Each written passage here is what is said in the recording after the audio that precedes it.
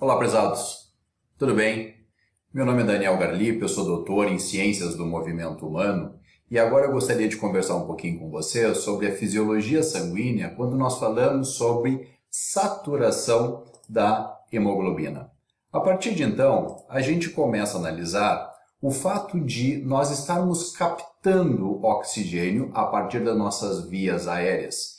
Esse oxigênio vai chegar até os alvéolos pulmonares e vai se difundir, então, aqui para os nossos capilares sanguíneos. Aqui nós estamos falando das veias pulmonares, que vão trazer esse oxigênio para o nosso lado esquerdo do coração, entrando pelo átrio, ventrículo e jogado, então, lá para os tecidos a partir da nossa artéria aorta. Esse oxigênio, ao chegar no tecido, vai ser difundido para o tecido.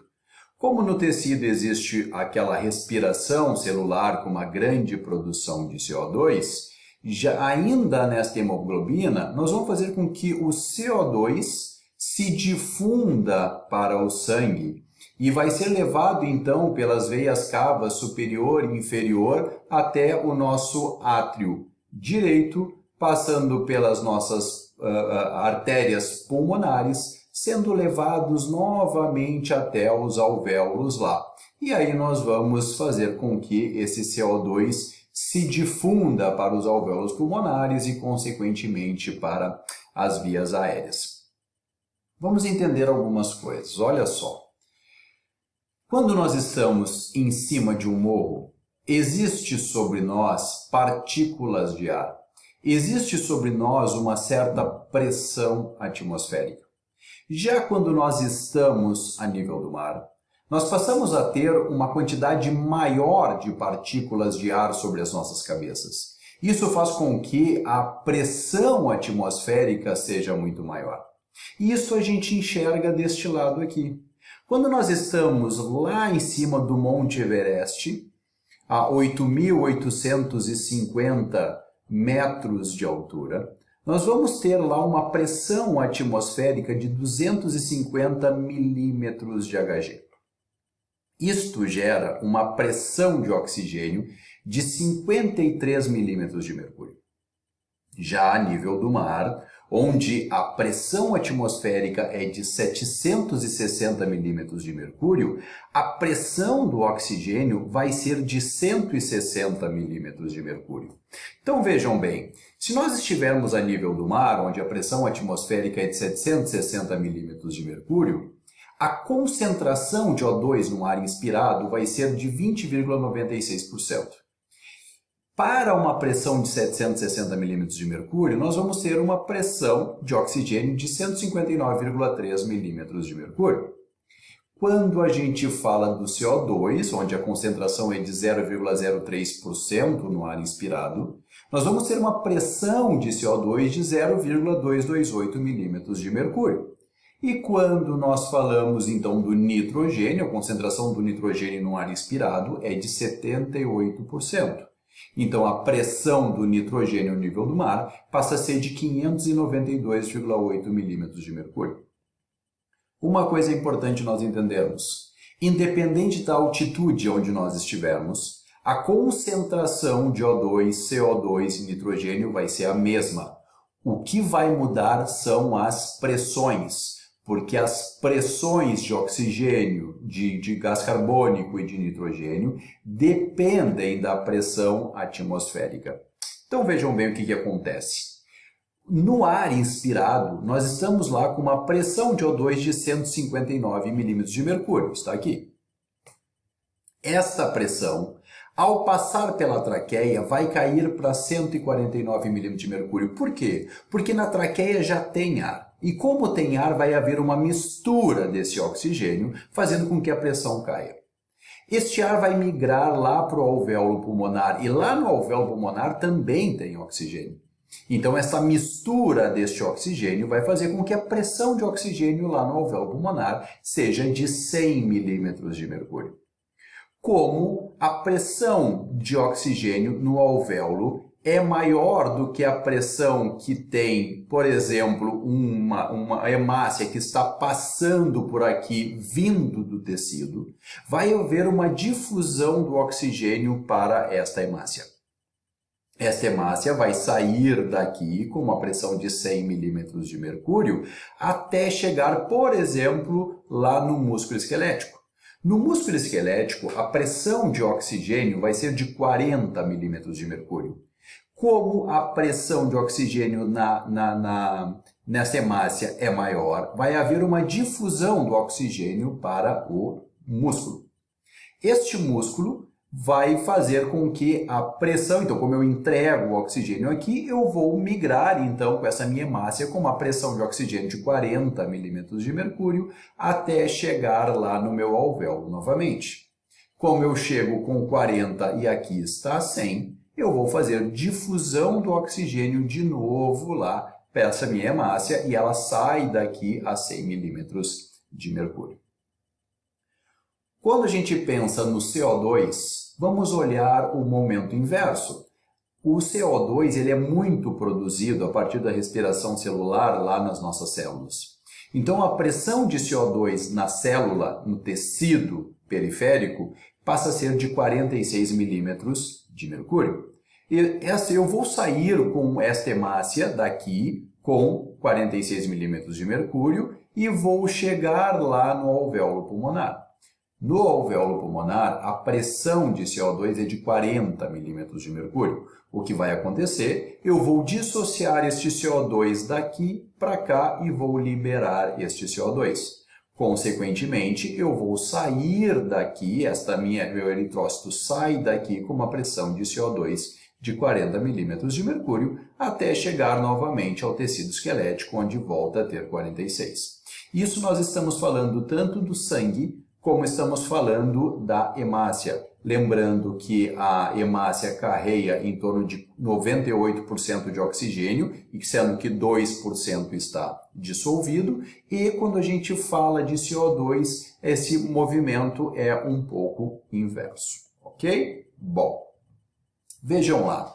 Aqui está o meu alvéolo e este alvéolo está com os capilares. Existe uma íntima ligação dos capilares com os alvéolos. Ou seja, como a pressão de O2 aqui no meu alvéolo é alta, vai haver então uma difusão do O2 em direção à minha hemácia, porque a minha hemácia está com uma pressão menor de O2 quando estou passando lá pelos alvéolos.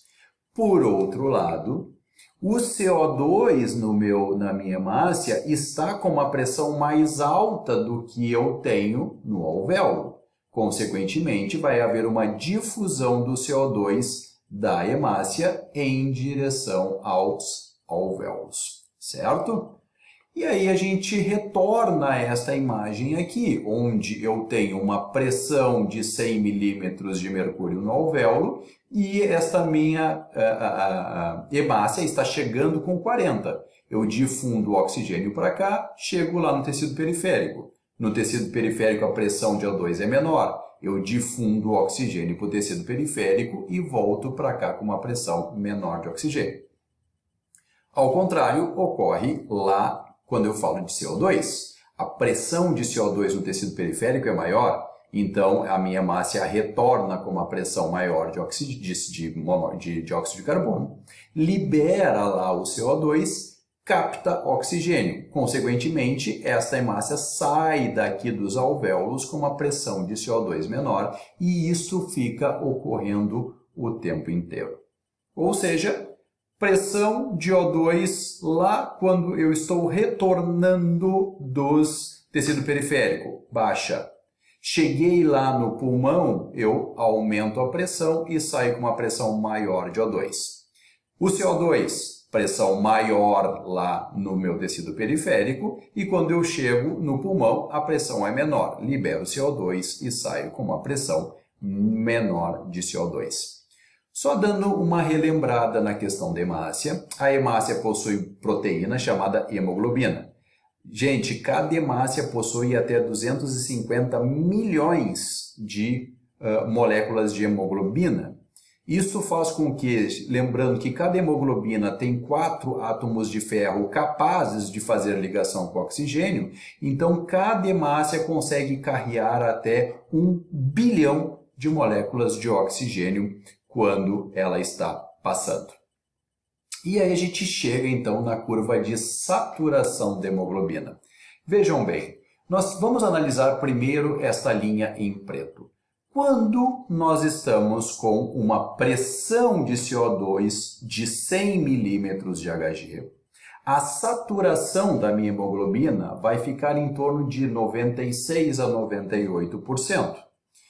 Quando eu libero uma molécula de O2, isso vai fazer com que a afinidade pelo oxigênio caia.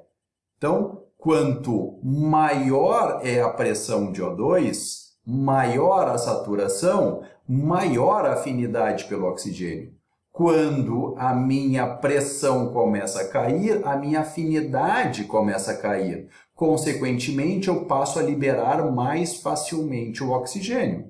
Se cai ainda mais a minha pressão de oxigênio, por quê? Porque eu estou liberando moléculas de oxigênio, fazendo com que a minha saturação caia, acaba acontecendo, então, uma menor aqui saturação desta minha hemoglobina, ok? Mas existem alguns fatores físicos que afetam a afinidade da hemoglobina pelo oxigênio. Quais são? O efeito do pH. Quanto mais ácido o indivíduo está, mais a curva é deslocada para a direita e para baixo. Quanto maior a temperatura sanguínea, mais a curva se desloca para a direita e para baixo. E quanto maior a pressão de CO2, mais esta curva se desloca para a direita e para baixo. Vamos analisar novamente o que acontece. Se eu tenho uma pressão de 100 milímetros de mercúrio lá na minha hemoglobina, de pressão de CO2, de oxigênio na minha hemoglobina, isso vai fazer com que a saturação dela seja alta. Quando esta minha pressão cai, vejam que a minha saturação também cai. Consequentemente, a liberação de O2, a afinidade com o O2 diminui, fazendo com que esse oxigênio seja melhor liberado, mais facilmente liberado lá para o meu tecido. E quando cai ainda mais a minha pressão, mais ainda a saturação acaba caindo e a afinidade também acaba caindo. Ou seja, quanto mais ácido o indivíduo estiver, quanto maior a temperatura sanguínea e quanto maior a pressão de CO2, mais facilmente o oxigênio vai ser liberado para o tecido. Agora vamos olhar ao contrário. Se o indivíduo estiver mais básico, com a temperatura do sangue mais baixa e com a pressão de CO2 mais baixa, vai haver o seguinte, vejam bem, se houver uma pressão de 100 milímetros de mercúrio, a saturação do oxigênio é alta. Caindo a pressão, a saturação continua alta. Caindo a mais ainda a pressão, a saturação continua alta.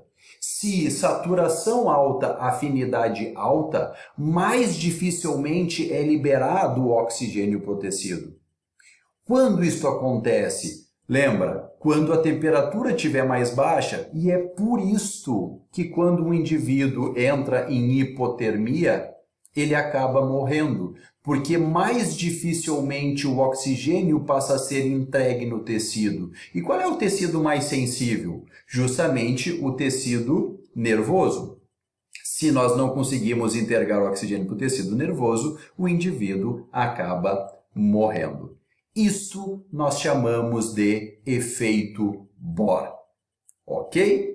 Então, esta era a nossa aula sobre saturação da hemoglobina. Alguns também falam sobre a dissociação da hemoglobina, o quanto eu consigo saturar de oxigênio e quanto eu consigo liberar de oxigênio. Ok? Em breve eu retorno com outras informações. Até breve!